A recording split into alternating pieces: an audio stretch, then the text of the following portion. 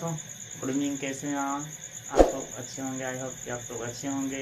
तो आइए चलते हैं। आज इस वीडियो में हम स्टार्ट करेंगे एक नया टॉपिक, जो हम आप लोग को पता है कि हम लोग क्लास 12 का जीव विज्ञान के बारे में पढ़ रहे हैं और चैप्टर 8 चल रहा है। तो इसके पहले हमने 2 वीडियो अपलोड कर चुके हैं, जिसमें इसके बाकी पहले पॉइंट्स जो हैं उनको मैं बता दिया हूं, और जो बचा बाकी पॉइंट्स है इस वीडियो में मैं आप लोगों को बताऊंगा। तो आइए चलिए स्टार्ट करते हैं वीडियो।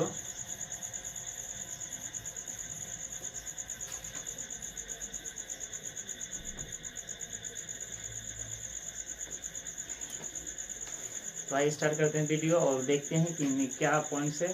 तो आज का इस जो वीडियो में हम लोग जानेंगे, इस वीडियो में हम लोग मलेरिया के बारे में आज जानेंगे। यह मलेरिया एक बहुत बड़ा बीमारी होता है। सब बीमारियों में सबसे ज़्यादा विनाशकारी एक बीमारी माना जाता है, जो हमारे लिए बहुत इम्पोर्टेंट है, और परीक्षा के हिसाब से देखा जाए तो ये बहुत इम्पोर्टेंट है। आज हम इसके बारे में विस्तार से जानते हैं। तो चलिए स्टार्ट करते हैं और देखते हैं कि मलेरिया में क्या क्या होता है, किसके कारण होता है, क्या इसके लक्षण हो सकते हैं, कितनी प्रकार की मलेरिया होती है। ठीक है ना? तो आइए स्टार्ट किया जाए।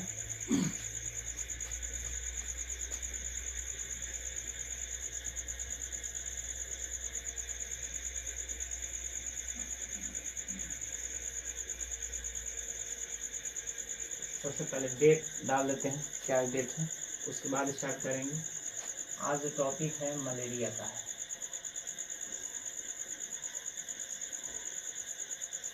मलेरिया के बारे में आज हम लोग विस्तार से जानेंगे।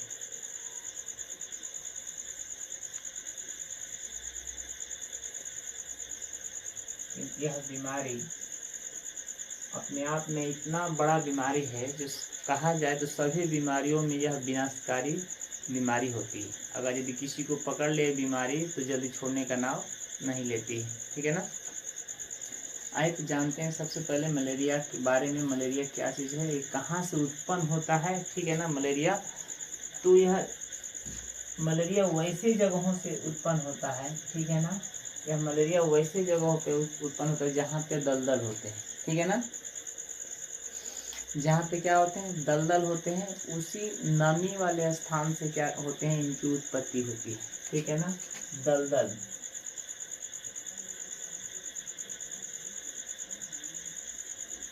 दलदल वाले स्थान, दलदल वाले स्थान से इनकी क्या होती है, उत्पत्ति होती है। ठीक है ना? जहाँ पे नमी वाला क्या होता है, नमी वाला स्थान होता है,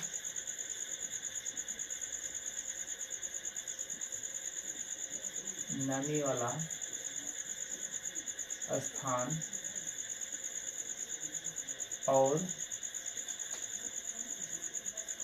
नमी वाला स्थान और विषैले वायु यानी प्रदूषित जो वायु होता है उसके द्वारा ये क्या होते हैं, फैलते हैं। प्रदूषित वायु,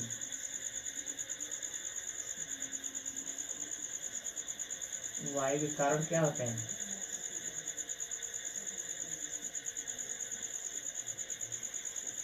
फैलते हैं। ठीक है ना? ये देखिएगा, वह क्षेत्र जहाँ पे दलदल हो, ठीक है ना, वह क्षेत्र जहाँ पे दलदल हो, तो जहाँ पे दलदल होगा वहाँ पे हमेशा नमी क्या होगा, बनी ही रहेगी। ठीक है ना? तो जहाँ पे नमी बनी रहेगी वहाँ पे पानी का जमाव हमेशा रहेगा, और जहाँ पे हमेशा पानी का जमाव रहेगा उस पानी में मच्छर की उत्पत्ति वहाँ पे होगी, और मच्छर की जहाँ उत्पत्ति होगी वहीं से यह मलेरिया उत्पत्ति होता है। ठीक है ना? तो वह क्षेत्र है जहाँ पे दलदल वाला स्थान होता है, वहाँ पे नमी हमेशा बना रहता है। ठीक है ना? या दूसरा जो कारण है वह है वायु प्रदूषित, यानी उस स्थान का जो वायु है, यानी वो जो वातावरण है, अगर यदि वह दूषित होगा तो समझिएगा वहाँ से वह बीमारी फैलने का पूरा पूरा चांस होता है। ठीक है ना? तो हमने जाना कि ये जो मलेरिया है उत्पत्ति कहाँ से होती है, तो कभी भी याद रखिएगा, दलदल वाले स्थान से, जहाँ पे पानी का जमाव हमेशा रहता है या वहाँ हमेशा नमी बनी रहती है, और प्रदूषित वायु के कारण क्या होती है, बीमारी फैलती है। ठीक है ना?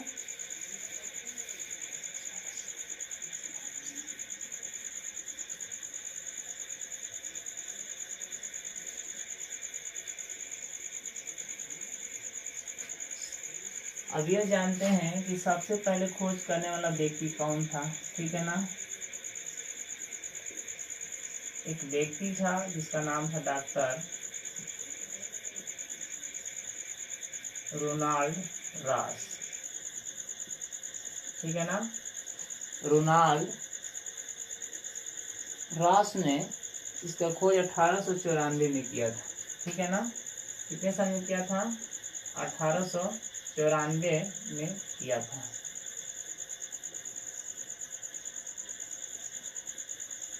तो यह देखिए, यह जो खोज करने वाला था उस व्यक्ति का नाम था रोनाल्ड रास। इसने 1894 में मलेरिया की खोज की थी और इसने खोज कहाँ पे किया था? अमाशय में किया था, ठीक है ना। खोज कहाँ पे किया था? अमाशय में किया था, अमाशय में खोजा था, ठीक है ना। और वहीं पे खोजने के बाद खोजा और वहीं पे इसने क्या किया था? उसका मलेरिया नाम दिया था। इसमें हम जानते हैं कि मलेरिया जो बीमारी होती है वह प्लाज्मोडियम प्रोटोजोआ के कारण ही होती है, ठीक है ना। यह मादा मच्छर के काटने की वजह से मलेरिया बीमारी क्या होती है? फैलती है, ठीक है ना। लेकिन यह पहले इसकी शुरुआत से हम जानते हैं कि कहाँ से फैलता है, किस प्रकार के होता है, ठीक है ना। तो यह अमाशय में क्या हुआ? अमाशय में सबसे पहले खोजा गया था और कितने सन में? 1894 में, ठीक है ना। 1894 में खोजा गया था और खोजने वाला व्यक्ति का नाम था रोनाल्ड रास ने खोजा था, ठीक है ना। यहाँ तक क्लियर। अब यह जानते हैं कि प्लाज्मोडियम में कौन से मच्छर जो होते हैं जो काटने से मतलब होता है। एनोफेलिस एक मच्छर होता है, ठीक है ना। एनोफेलिस यहाँ पर लिख देते हैं,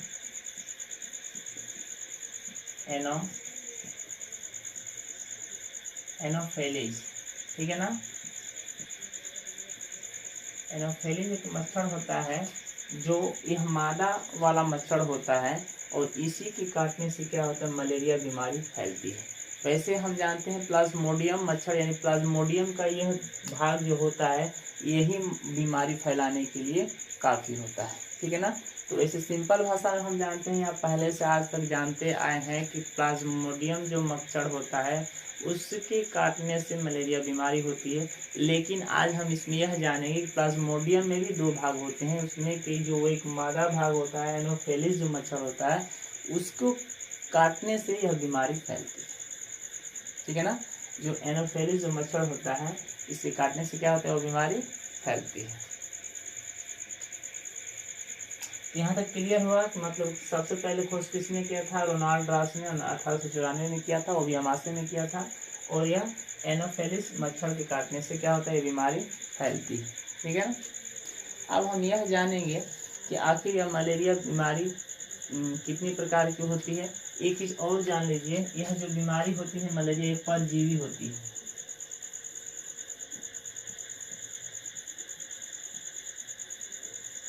ठीक है ना। जो मलेरिया बीमारी होती है वो क्या होती है? परजीवी होती है। यानी परजीवी का मतलब ये होता है कि वह एक दूसरे के ऊपर क्या होते हैं? निर्भर होते हैं, ठीक है ना। वह निर्भर होते हैं, यानी मान लीजिए कि वो हम लोग के ही ऊपर क्या रहते हैं? निर्भर रहते हैं।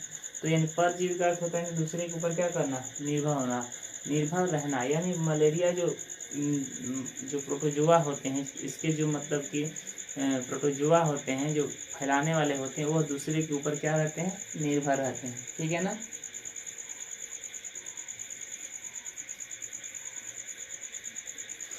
अब तो यहाँ तो क्लियर हो गया। अब इसके बारे में हम जानेंगे कि मलेरिया जो परजीवी प्लाज्मोडियम होता है कितने प्रकार के होते हैं, ठीक है ना। ये ऊपर वाले हटा रहे हैं।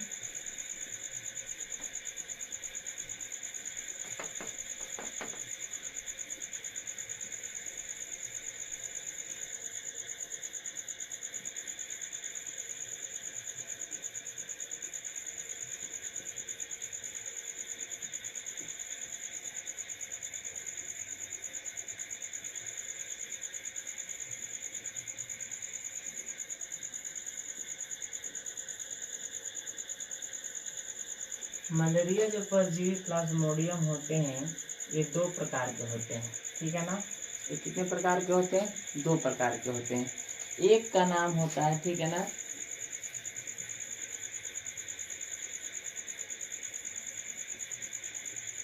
इसको द्विपोषी के नाम से जानते हैं। इसको क्या दूसरे शब्दों में क्या कहा दूसरे शब्दों में द्विपोषी।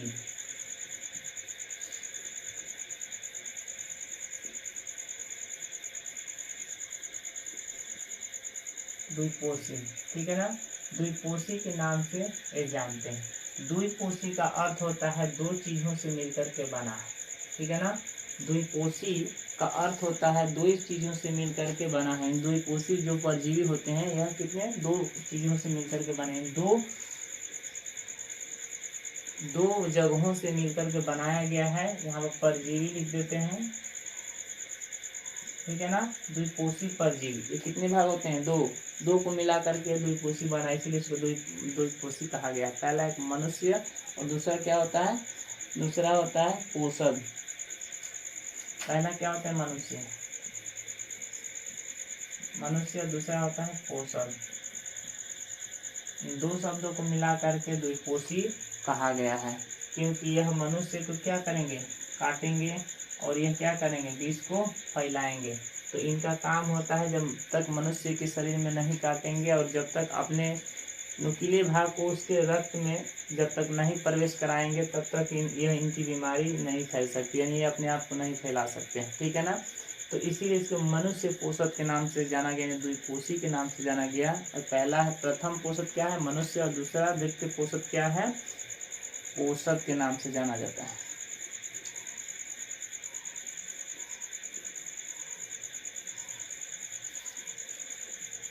ठीक है ना। तो हमने पहले जाना एनोफेलिस मच्छर जो होता है वो मादा भाग होता है। एनोफेलिस जो मच्छर होता है, यहाँ पर लिख देते हैं एनोफेलिस, एनोफेलिस मच्छर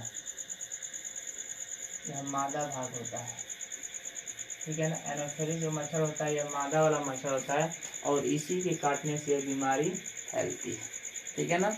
अब यहाँ पर हम यह जानेंगे जो द्विपोषी के यानी जो एनोफेलिस जो मच्छर होते हैं वो कितने प्रकार से प्लाज्मोडियम यानी बीमारी फैला सकते हैं, मलेरिया, ठीक है ना। तो अब जानेंगे प्लाज्मोडियम जो एनोफेलिस मच्छर होते हैं कितने प्रकार से बीमारी को फैला सकते हैं मनुष्य में और वो कौन कौन से हैं। तो अब इनके हम क्या जानेंगे, प्रकार के बारे में हम लोग जानते हैं, ठीक है ना। यहाँ तक तो पता चल गया मलेरिया परजीवी प्लाज्मोडियम में द्विपोषी परजीवी किसे कहा जाता है, प्रथम मनुष्य और द्वितीय पोषद होते हैं, ठीक है ना। इन दोनों को मिलाने से क्या बन गया है, द्विपोषी, ठीक।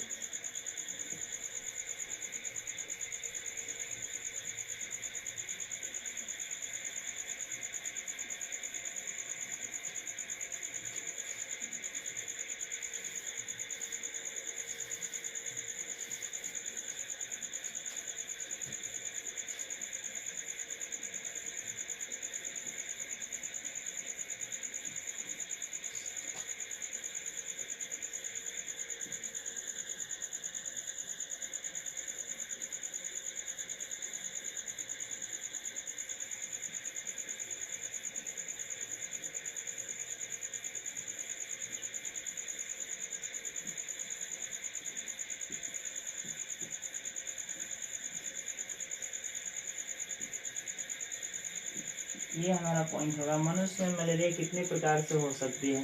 तो इसका उत्तर है मनुष्य में मलेरिया निम्न प्रकार से हो सकती है। इसका कोई निर्धारित ये नहीं दिया गया है कि 2 प्रकार से होता है या 3 प्रकार से या 4 प्रकार से, ठीक है ना।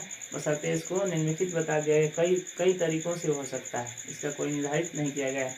इसीलिए मनुष्य में जो मलेरिया होता है वह निम्न प्रकार से होता है, ठीक है ना। सबसे पहला होता है सुदुम तृतीयक, सुदुम तृतीयक पहला होता है सुदुम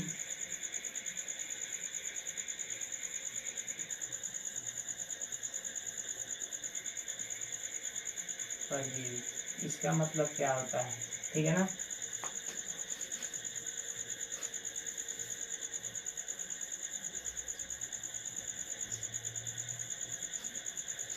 इसमें जो परजीवी होते हैं वाइवेक्स होते हैं,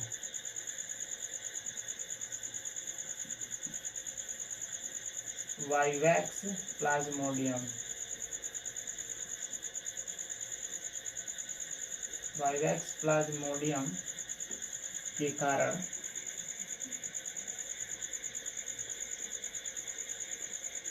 के कारण यह बीमारी फैलती है। यह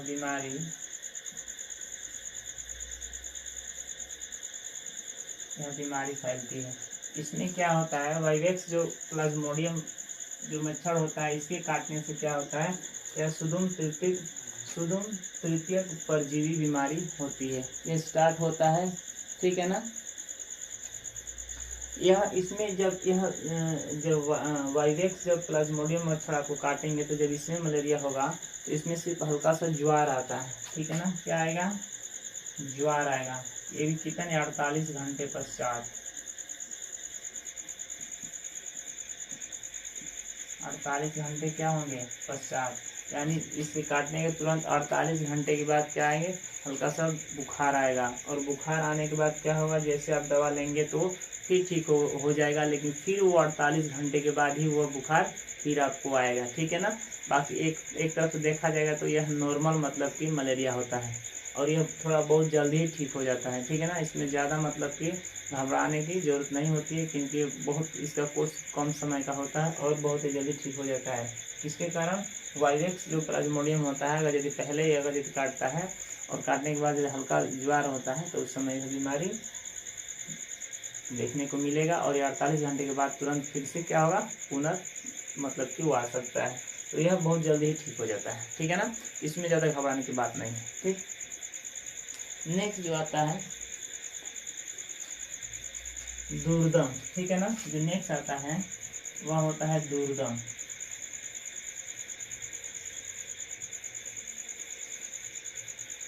दुर्दम तृतीय मलेरिया, ठीक है ना। दुर्दम तृतीयक मलेरिया,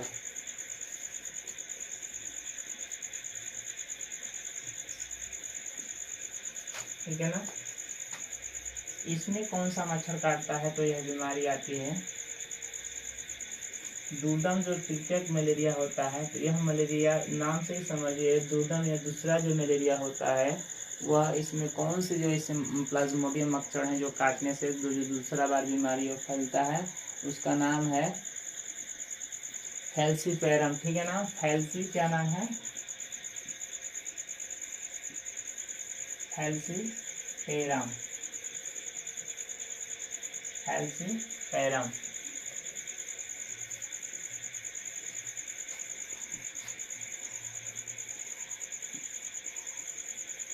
फैल्सीपेरम समझ में आ रहा है ना, नहीं आएगा तो इसको फिर से लिख देते हैं।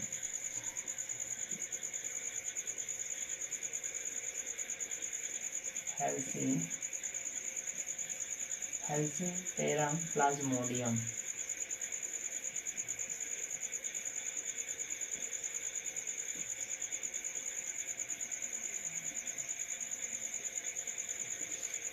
फैल्सीपेरम प्लाज्मोडियम के काटने से क्या होती है, यह कौन सा बीमारी फैलती है, दुर्दम की बीमारी, यानी दोबारा फिर से क्या होता है, रिपीट कर देता है। अगर यदि पहले स्टेज में मच्छर काटता है, अगर यदि उसको तुरंत हम मतलब इलाज करा लेते हैं और उसमें सावधानी बरत लेते हैं तो यह बीमारी ठीक हो जाएगी। अगर यदि हम उस काटने के बाद दवा कराए, अच्छे हो गए और बीमारी उसके बाद फिर सुरक्षा अपना नहीं किए, तो अगर यदि फैल्सीपेरम अगर यदि मच्छर काट दिया तब यह बीमारी फिर से दोबारा रिपीट कर देगी। और जब दोबारा से रिपीट करती है तो इसको यह सबसे पहले कहाँ, ब्रेन यानी सेरिब्रल में जा करके इफेक्ट डालता है। किसमें, सेरिब्रल,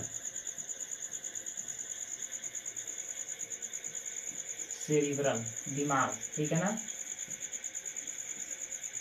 यह दिमाग का वह भाग होता है जो 60% अकेला होता है। सेरिब्रल जो होता है, ठीक है ना, सेरिब्रल, यह सेरिब्रल जो होता है, या सेरिब्रम जो होता है, सेरिब्रम हमारे दिमाग के 3 पार्ट्स होते हैं, एक सेरिब्रम होता है, सेरिब्रल होता है और सेरिबेरम होता है, ठीक है ना। तो जो सेरिब्रल होता है वो 65% का नहीं होता है, वह कम का होता है। यह सबसे पहले उस बीच वाले भाग यानी ब्रेन के दूसरे वाले भाग पे जाकर के डैमेज करते हैं और इनको क्या करते हैं, धीरे धीरे इनकी क्षति कर देते हैं, इन कोशिकाओं को क्या करते हैं, नष्ट कर देते हैं। और जब इन कोशिकाओं को नष्ट कर देंगे तो एक दिन ऐसा समय आएगा कि वह क्या होगा, वह व्यक्ति की मृत्यु हो जाती है, क्योंकि ये अपने आप को उसमें अधिक से अधिक मात्रा में फैला देते हैं और उनसे उन कोशिकाओं को धीरे धीरे नष्ट कर देंगे। और इनका लक्षण होता है कि हमारे इस सर में हमेशा क्या होता है, दर्द यानी बुखार बना रहता है, हमेशा बुखार रहेगा। तो आप लोग सुने होंगे जिसके माथा पर बुखार चढ़ जाता है वो क्या होते हैं, मर जाते हैं। तो सेरिब्रल में क्या होता है, इनका प्रभाव देखने को मिलता है फ्लैसीफेरम प्लाज्मोडियम का, ठीक है ना। यह 48 घंटे के बाद पुनः क्या करते हैं, 48 घंटे के बाद 48 घंटे के बाद पुनः फिर से क्या करते हैं, रिपीट करते हैं। नहीं जैसे अभी अभी इस समय से लेकर के ठीक आने वाले 48 घंटे के बाद फिर वापस होगा। जब ये होता है तो इसके साथ में क्या होता है, ठंड उंड की शिकायत भी होती है। ये सारी प्रक्रिया इसमें होती है। तो वैसे व्यक्ति को बचा पाना बहुत मुश्किल होता है, क्योंकि जिस व्यक्ति को अगर यदि फैलसीफेरम प्लाज्मोडियम मच्छर काट दिया है और उसका बुखार ज्वार यानी ब्रेन में चला गया है, इस वाले पार्ट में सेरिब्रल में, तो उस व्यक्ति को बचाना मुश्किल होता है, ठीक है ना। ये लोग बहुत मतलब कि खतरनाक होते हैं। ये जानबूझकर मतलब उसी भाग पे काट देते हैं जहाँ पे ये लोग तुरंत मतलब दिमाग में प्रवेश कर जाए, ठीक है ना। तो खास करके इन सब से बचना होगा आपको और हमेशा बच करके रहना चाहिए, क्योंकि यह बीमारी बहुत क्या है, खतरनाक है। अब चलते हैं नेक्स्ट के तरफ। ये 3 नंबर में आएगा। 3 नंबर में ये तो दुर्गम मतलब पेट मलेरिया के बारे में जान गए। तीसरा जो आता है चतुर्थक मलेरिया के नाम से जानते हैं। चतुर्थक मलेरिया, ठीक है ना। चतुर्थक जो मलेरिया होता है यह किसके काटने से होता है, कौन से मच्छर होते हैं, ठीक है ना।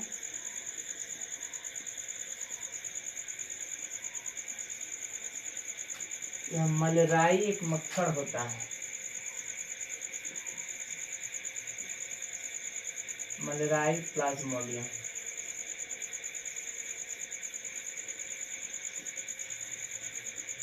ठीक है ना। मलेराई प्लाज्मोडियम होता है। मलेराई आती है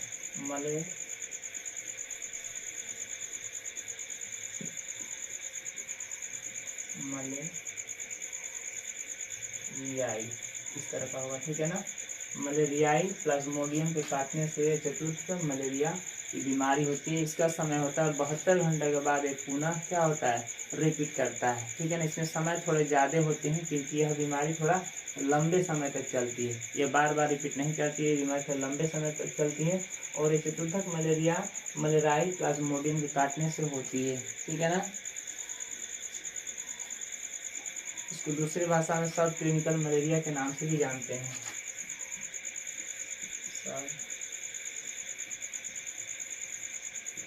सब क्लिनिकल मलेरिया, सब क्लिनिकल मलेरिया के नाम से भी जाना जाता है। दूसरे शब्दों में इसको सब क्लिनिकल मलेरिया भी कहा जाता है। और यह 72 घंटा के बाद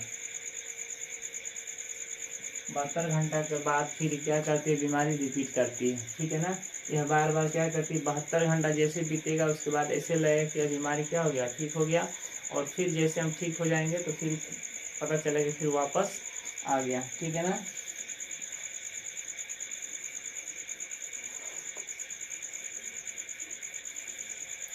इसमें भी क्या होता है, ज्वार बना रहता है। इस सब में क्या, ज्वार तो हमेशा बना ही रहेगा क्योंकि बुखार इसमें लगेगा ही, क्योंकि बुखार ही उसका मेन संगतिया है। इसमें मेन दोस्त क्या है, बुखार ही है, बुखार के साथ ही चलता है।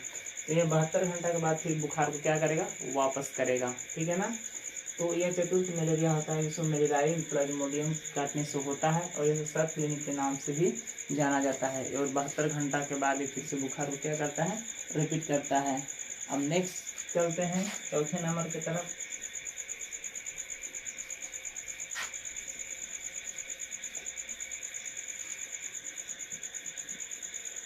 चौथा नंबर होता है, उस बीमारी का नाम है हल्का तीव्र मलेरिया।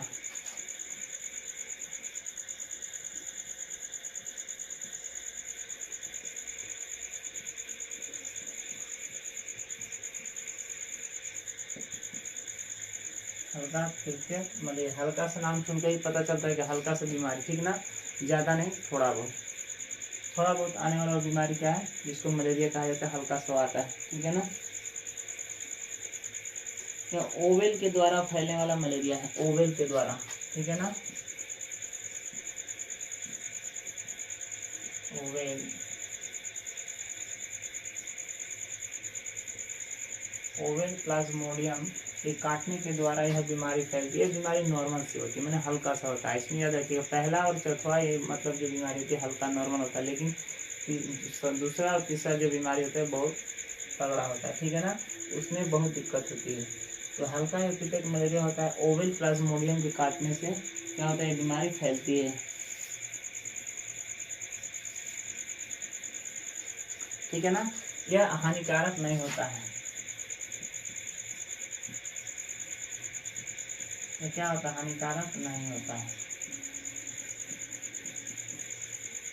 ये नॉर्मल व्यक्तियों को भी हो सकता है, सबको ही हो सकता है, उस दवा खाने से मतलब कि क्या होता है, अच्छा भी हो सकता है, इसका कोर्स मतलब कि नहीं होता है। यह 48 घंटे के बाद पुनरावृत्ति करता है, 48 घंटे बाद क्या करता है, फिर से रिपीट करता है। इन सब में वही है 48, 72, 48 से 72, क्योंकि इनकी जो संख्या है बहुत देरी के बाद फिर पुनरावृत्ति करती है। ऐसे इसलिए होता है क्योंकि अगर तुरंत ये पुनरावृत्ति कर जाएगी तो फिर इनका इलाज कम समय के अंदर ही किया जा सकता है, लेकिन इनका जो पुनरावृत्ति होती है बहुत समय के बाद फिर से मतलब कि विभाजन करते हैं और पुनः अपने आप को क्या करते हैं, कार्य में लाते हैं। यही कारण होता है कि इनका कोर्स जो होता है लंबा समय तक चलाया जाता है।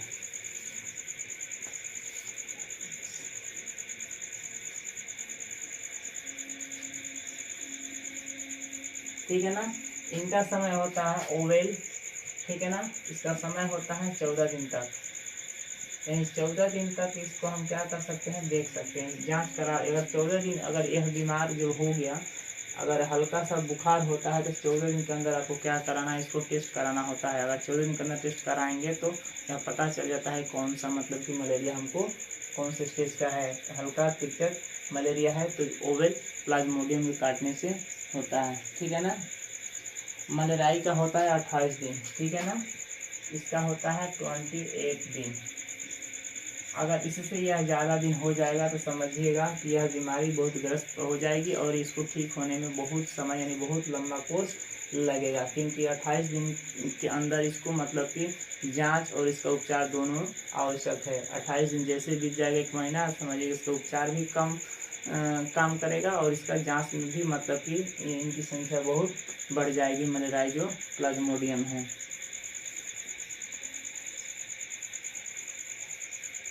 ठीक है ना।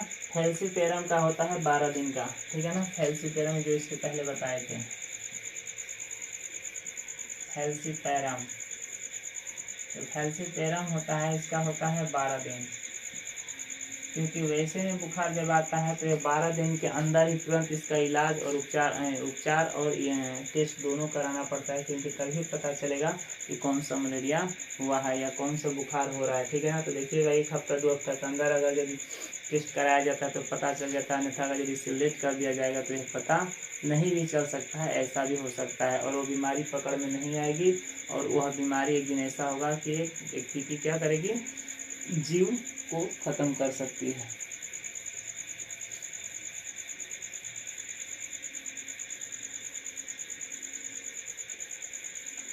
ठीक है ना, तो ये चीज पता चल गया। चतुर्थ मलेरिया और हल्का तीव्र मलेरिया क्या होता है, मलेरिया का 28 दिन होता है, ठीक है ना, ओवेल का 14 दिन का होता है, फैलसीपेरम का 12 दिन होता है। टेस्ट कराने का जो समय होता है इसके अंदर कराया जा सकता है, ठीक है ना। यह एक प्रकार का क्या संक्रमण रोग है, क्या है, संक्रमण रोग है, ठीक है ना, जिसको दूसरे भाषा में दैनिक मलेरिया के नाम से जानते हैं, ठीक है ना, दैनिक मलेरिया के नाम से जानते हैं। संक्रमण रोग इसलिए कहा गया क्योंकि एक तरफ से फैलता है दूसरे के माध्यम से, ठीक है ना, तो प्रत्यक्ष रूप से क्या करता है, फैलता है, यानी दूसरे किसी के कारण यह हमारे शरीर में क्या तो बीमारी फैल जाता है, उसको प्रत्यक्ष रूप से कहा जाता है संक्रमण है और इसको दैनिक मलेरिया के नाम से भी जाना जाता है, ठीक है ना।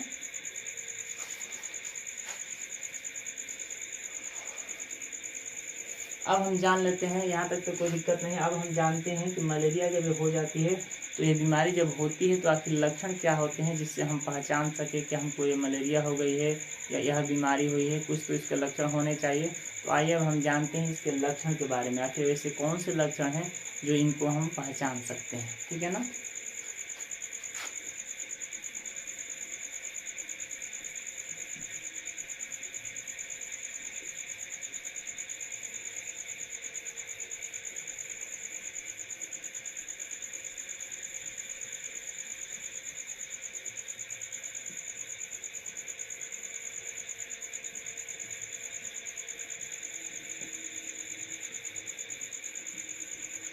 मलेरिया के लक्षण, आखिर ऐसे कौन कौन से हैं लक्षण जिसे हम नहीं जानते हैं, हमारे लिए अति आवश्यक है जानना, उसी को हम लोग जानेंगे आखिर वो कौन से ऐसे लक्षण हैं। ठीक है ना।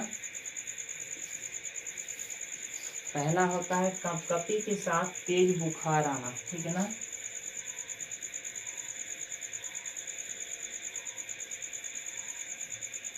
कपकपी के साथ तेज बुखार आना। ठीक है ना। यह क्या होगा, अगर जब ये बीमारी होगी मलेरिया वाली तो आपको सबसे पहले शरीर में कंपन होगा, और कंपन के साथ साथ आपको बुखार आएगा तेजी से। अचानक से बुखार आ जाएगा और फिर अचानक से वह चला जाएगा। ठीक है ना।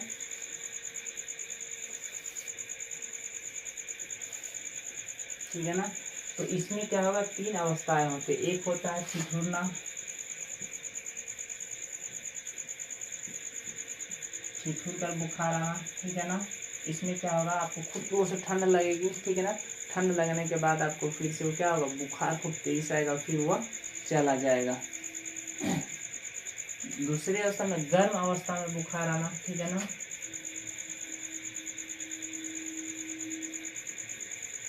गर्म अवस्था में बुखार, ठीक है ना।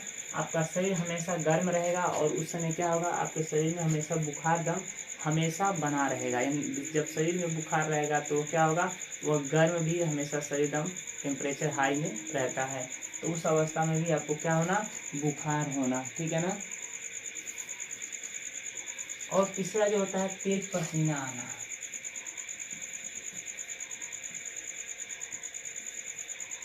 तेज पसीना आना, यह बात आप लोग ध्यान दीजिएगा। जब ठिठुर का जब बुखार आता है, यानी शरीर का ऐठन होकर के और शरीर में पूरा ठंड लग करके बुखार आएगा। ठीक है ना। उस समय भी मलेरिया होता है। गर्म अवस्था में बुखार, यानी शरीर हमेशा टेम्परेचर हाई में रहेगी, तो उस समय भी बुखार रहेगा। और कभी कभी तेज पसीना आएगा शरीर में। ठीक है। पूरा तेजी से पसीना निकलेगा, ऐसे लगता है बुखार खत्म हो गया। इस 3 अवस्था में मतलब यह कभी तेज बुखार आता है। ठीक है ना। नेक्स्ट जो होता है,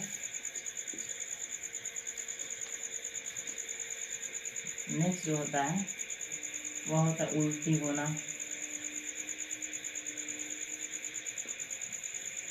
उल्टी होना, ठीक है ना। पैर में दर्द होना, पैर में दर्द, ठीक है ना। मन मिचिलाना, ठीक है ना।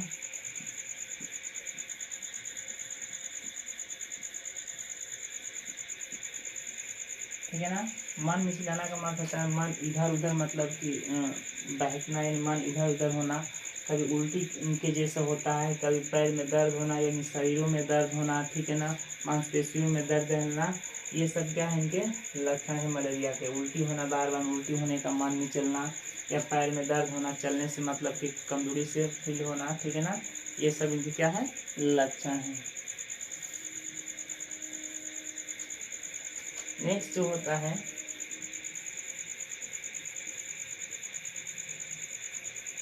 बुखार के बाद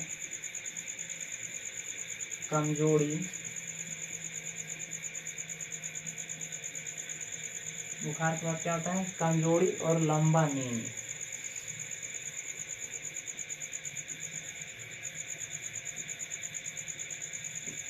क्या होता है, लंबा नींद।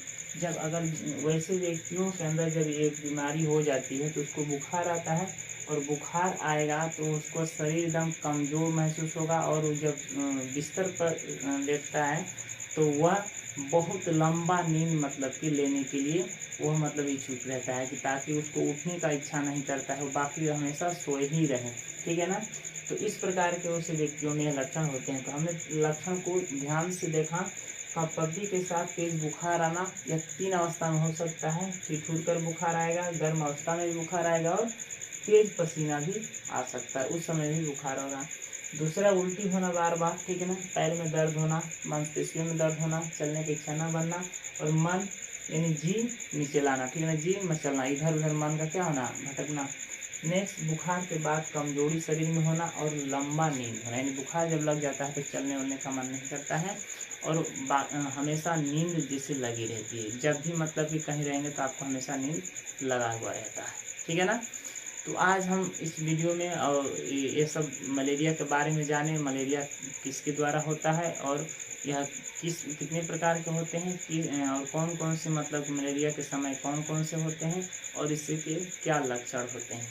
तो आई होप यह वीडियो आप लोग को अच्छा लगा होगा। अगर यदि यह वीडियो अच्छा लगा है आप लोग को, या मेरे वीडियो से आप लोग को हेल्पफुल मिलता है, तो मेरे वीडियो को लाइक भी कीजिए, और हो सके तो जितना से जितना हो सके आप लोग शेयर भी कीजिए, और मेरे चैनल को सब्सक्राइब भी कर लीजिए, ताकि रोज़ अपलोड किए गए इन सब वीडियो को आप लोग अच्छा से मतलब कि पढ़ सकें, और अपने घर बैठे ही इन सब का आनंद ले सकें। ठीक है ना। जय हिंद, जय भारत।